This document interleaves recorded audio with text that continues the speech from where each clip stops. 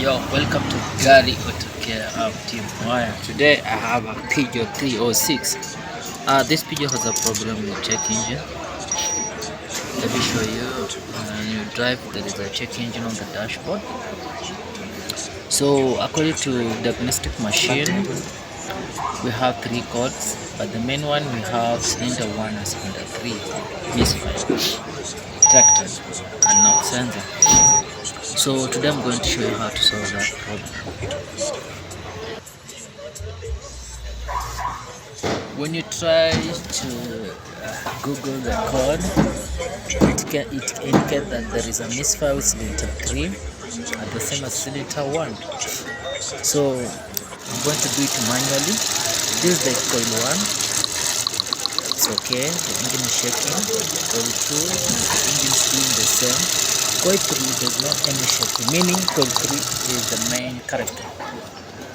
So because the coil is okay, so what we are going to do is to change the spark plug.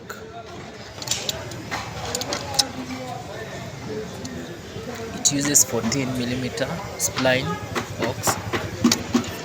So this is the old spark plug. We have a new spark plug. I had to change the spark plug because the time was running.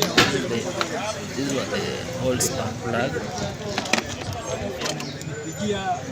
The spark plug was worn out, so I had to change the spark plug.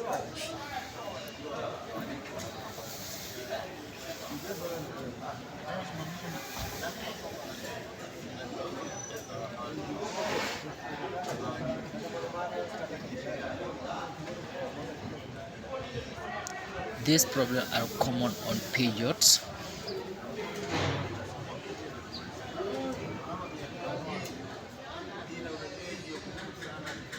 After doing that,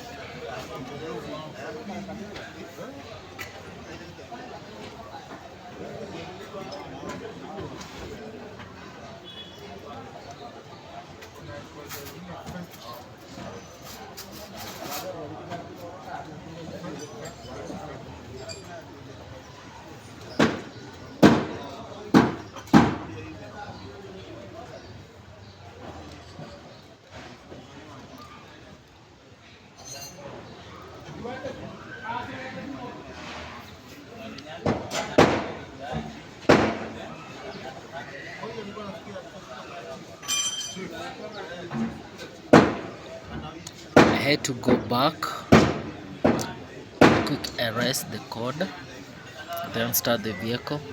Everything was okay. There was no NF fault code. So no check engine. The engine is running. So let me confirm, no trouble code. So we are done. Thank you for watching, and don't forget to subscribe.